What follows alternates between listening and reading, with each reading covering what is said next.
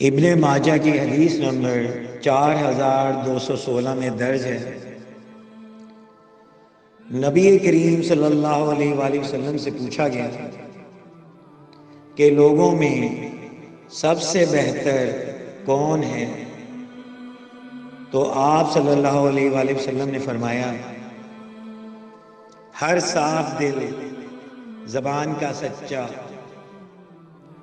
پوچھا گیا، زبان کے سچے کو تو ہم سمجھتے ہیں، صاف دل کون ہے؟